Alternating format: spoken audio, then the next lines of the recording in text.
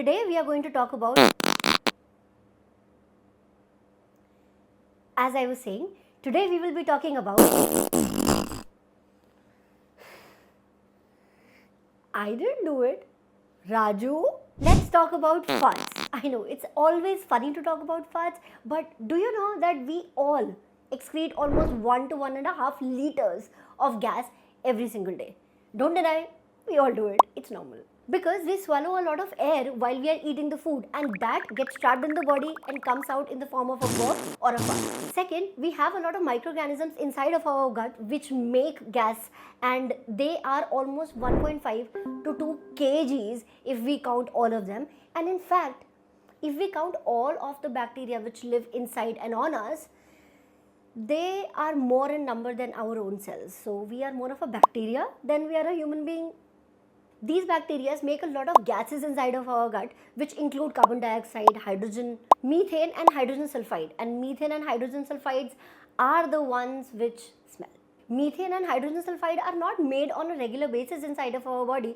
However, if we are eating something which is not being digested properly inside of our body, then the digestion process for those indigested foods will happen inside of our large intestine, where all of these bacteria are living, and that's when they have a party on that food and create methane and hydrogen sulfide, and then we have smelly gases. Three major food groups which cause our gases to smell are lactose, which is a sugar which is present in milk, gluten, which is a protein present in wheat, and sulfur containing amino acids which are present in animal products and animal protein sources like chicken, fish, eggs. नहीं, पूरे तरीके से इन foods को छोड़ने की जरूरत नहीं है. Let's talk about the solutions that you can do to avoid smelly gases. Solution number 1, maintain a food diary. If you think that you are having painfully obnoxious farts very regularly, then I would recommend that you write down what all you are eating on a daily basis.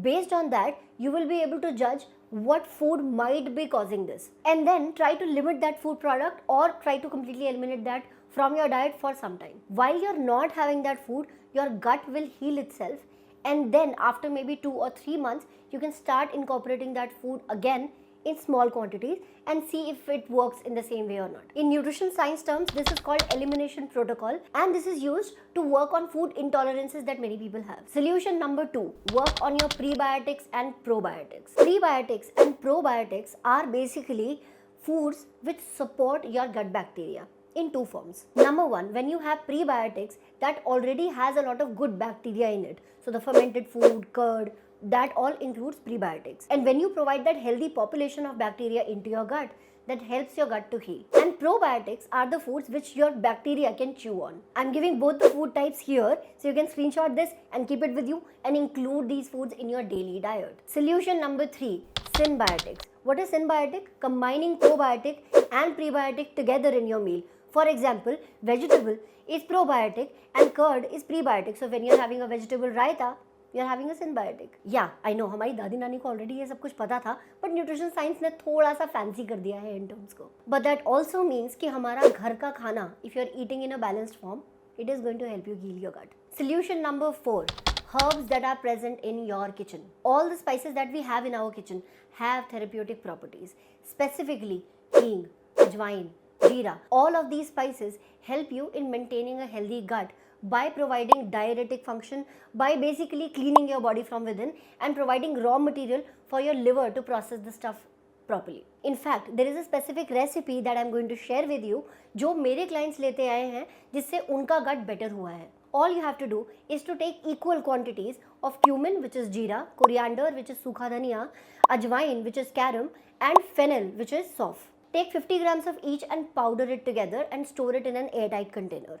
Every morning, take 1 spoon of it with normal water, no boiling, no roasting, nothing is required. And if you combine 50 grams of each, that 200 grams powder will last you about a month. You can use it at the start of the day or maybe at the bedtime, or even when you are having an SOS emergency of bloating or acidity or even farting. Fifth solution to get rid of smelly gas is to have better cooking practices. There are certain foods which majorly cause gas in a lot of people, like dal, rajma, chana. And the reason for this is that all of these lentils have a lot of anti-nutritional factors in them which make the digestion process slightly tough. And to get rid of these anti-nutritional factors, all you need to do is to make sure that you're soaking your dal, rajma for some time. So if you're soaking rajma and chana, soak it overnight always without fail. And if you're using any dal, maybe 3 to 4 hours if you have too much of gas problem. Oh, by the way, there is a myth going around that when you cook the dal, there is some froth on the top which you have to remove because that is zehar. But that's complete bullshit. There's nothing like that. You can completely have that. It's water and some water soluble components of that dal.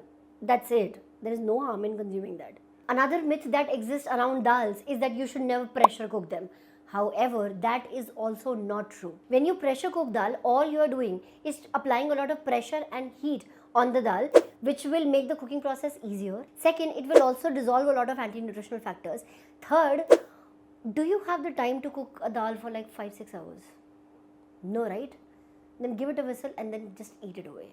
If you want to employ better cooking practices in your kitchen so that your gut gets better, you can click on the link in my description box where I have linked my recipe guide so that you can make easy, simple, gut-friendly recipes in the comfort of your own kitchen. And when you sign up for my recipe guide, you also get 21-day habit emails from me so that you can enjoy a better health within 21 days. Apart from that, you also get all of these bonuses. Solution number 6 to get rid of smelly gas is to do mindful eating. If you are somebody with IBS or GERD, then definitely this is something that you have to do.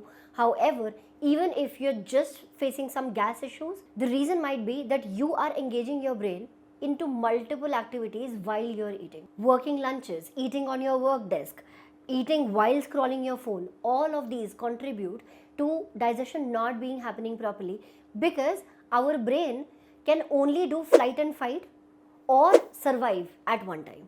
Basically हमारे बड़े बुजुर्ग जो बोलते थे खाना खाते time बात मत करो, खाना खाते टाइम सिर्फ खाने पे ध्यान दो, that actually meant a lot for our digestion process. Solution number 7 to get rid of that excess gas from your stomach. Practice Pavan Muktasan every single morning. Yes, exercise is something that will definitely help you to heal your gut. However, this particular yoga asana is going to specifically help you in releasing that excess gas so that you can feel light throughout the day. All you have to do is to lie down on your back on a yoga mat, then hug your right knee close to your body and then try to take your nose to your knee. Hold it there for a few breaths and then relax.